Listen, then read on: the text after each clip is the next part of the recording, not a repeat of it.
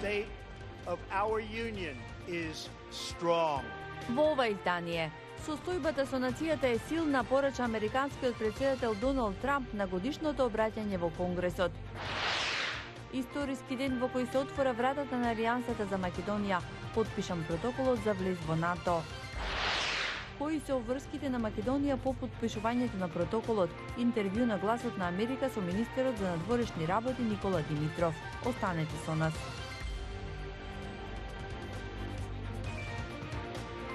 Добро вечер. Ова е News Flash на Гласот на Америка на македонски. Јас сум Анета Шијакова. Американскиот претседател Доналд Трамп во своето годишно обраќање рече дека состојбата на нацијата е силна, а американската економија никогаш не била подобра.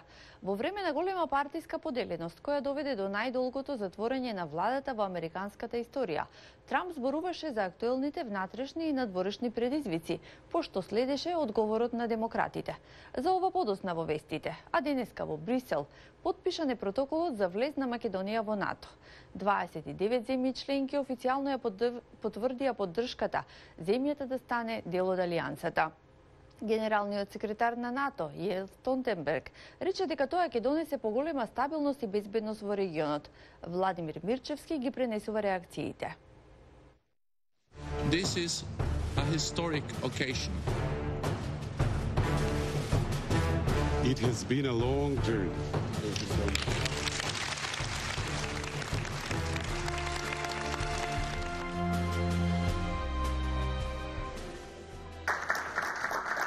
Церемонијата во Брисел директно се следеше во зградата на владата. Денешниот ден е еден од оние денови кои веќе се дел од модерната историја и како таков ќе биде составен дел од историските учебници. Настанот се следеше и во американската амбасада во Скопје, од каде стигнаа честитки за историскиот чекор. Среќни сме и треба да бидеме бидејќи обезбедивме трајна стабилност за нашата земја, обезбедивме сигурност, безбедност и мир. Прогресот и развојот сега се незапирливи, порача премиерот Заев во честитката до граѓаните. Секој успех на Република Македонија го поздравувам, иако Заев го направи на недостоинствен начин. Тргуваше со нешто што минатите генерации го платиле со своите животи и го направи тој чин недостоинствен, рече лидерот на опозицијата Христијан Мицкоски. Честитка, но и опсежна анализа што понатаму дојде и од екс-премиерот бегалец Никола Груевски. Се огласија и политичките партии. Македонија го добива своето место во НАТО. Тоа е историски успех за нашата земја и за сите наши граѓани. Од денеска Македонија седи на масата со другите сојузници како поканета земја, но без право на глас, со кое, како што појасни шефот на НАТО, ќе се стекне по завршувањето на процесот на ратификација. Сега можеме да гледаме кон иднината како сојузниците ќе почнат со ратификацијата на протоколот. Штом тоа ќе биде сторено, Скопје ќе стане 30-та членка на Алијансата. Членството ќе ви донесе место во Северноатлантскиот совет и ќе имате подеднаков глас во создавањето на нашите одлуки како сојузници. За Гласот на Америка од Скопје, Владимир Мирчевски. А непосредно пред да замине за Брисел, министерот за надворешни работи Никола Димитров, специјално за Гласот на Америка во Вашингтон, зборуваше за тоа што членството во НАТО ќе и донесе на државата. Милена Јоргиевска разговараше со него. По денешното потпишување на пристапниот протокол за НАТО, Македонија ќе треба да осигура дека во сите 29 земји членки процесот на ратификација ќе оди мазно и брзо, изјави министерот за надворешни работи Никола Димитров, кој вчера беше гостин на настан за еднината на државата во Атлантскиот совет во Вашингтон. Ние во меѓувреме ќе треба да продолжиме да го имплементираме планот што заедно со писмото што го пративме до Столтенберг го приложивме и планот за продолжување на реформите, главно од областа на владење на правото, безбедностните реформи во областа на разузнавањето и контраразузнавањето и одбранбените реформи. Димитров вели дека обично процесот на ратификација трае 1 година, ако се земат предвид претходните примери со Црна Гора и Хрватска, но вели дека можеби не е преоптимистички да се верува дека тоа ќе се случи и порано. И покрај најавите за блокада на интеграцијата на Македонија во Европската Унија од страна на лидерот на грчката опозиција Кириакос Мицотакис, Димитров вели дека процесот ќе мора да оди напред, оди друга алтернатива нема. Ќе направиме се што можеме преку имплементацијата на договорот од Преспа и преку начинот како разговараме со нашите комшии, да ги убедиме и противниците на договорот дека ова е добра работа. Според Димитров, можното одржување предвремени парламентарни избори ќе биде голем влог, бидејќи ќе ја намали шансата на Македонија, поради тоа што ќе има техничко-пржинска влада, технички премиер, разлики во функционалноста на собранието. Најважно во овој момент е да се работи на исполнување на реформите, за да се фати европскиот воз, вели тој. А дали ќе се кандидира за председател, рече.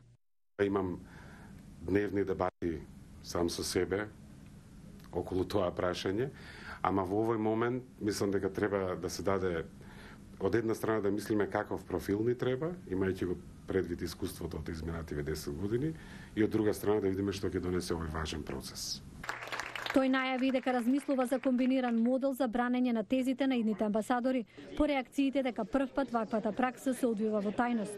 Димитров нагласи дека поради потребата од соработка на владата и председателот, одлука за амбасадор во Вашингтон и во повеќе други градови ќе се донесе по председателските избори. Димитров се надева дека следен пат кога ќе дојде во Вашингтон ќе има столче за Македонија на масата на НАТО по повод 70 години постоење. Милена Ѓоргиевска, Гласот на Америка на македонски јазик, Вашингтон.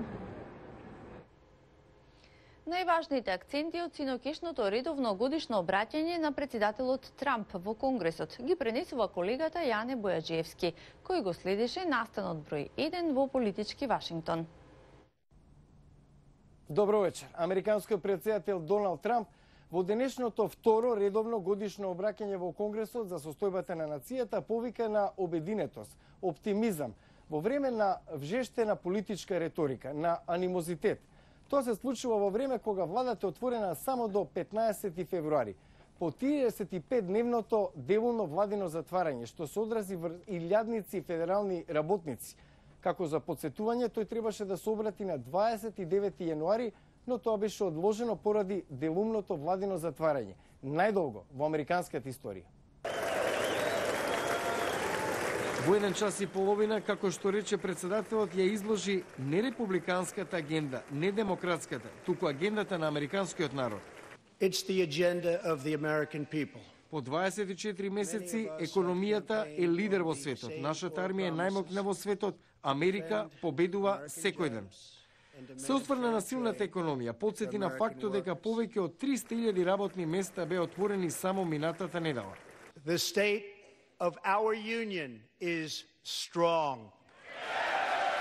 Состојбата на нацијата е силна, нагласи Трамп и доби силен аплауз во Конгресот, истекнувајќи дека економијата е вибрантна, силна како никогаш досега. Како кандидат за председател, јас ќе се залагам за нов пристап, рече председателот и додаде. Great nations do not fight endless wars. Големи нации не водат бесконечни војни. Нагласи ќе ги доуништи остатоците од исламската држава и од тие време храбрите американски војници од Сирија да се вратат дома. It is immoral to allow politicians to harm women and families to advance a political agenda. Одговорот на демократите го пренесе уште една растечка звезда во партијата Стейси Абрамс, која за малку загуби на ноемвриските избори за да стане прва жена афроамериканка гувернерка на Џорџија.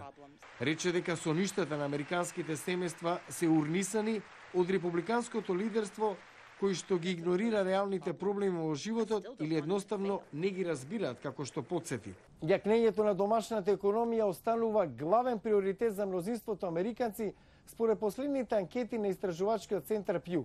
Севкупно 70% или оделно 69% републиканци, 64% демократи. Стапката на невработеност е околу 4%, на рекордно најниско ниво. Силната економија ги обединува демократите, републиканците, неопределените, независните. Го гледавте News Flash на Гласот на Америка на македонски. Јас сум Анита Шијакова од студиото во Вашингтон. До видување до утре во истото време.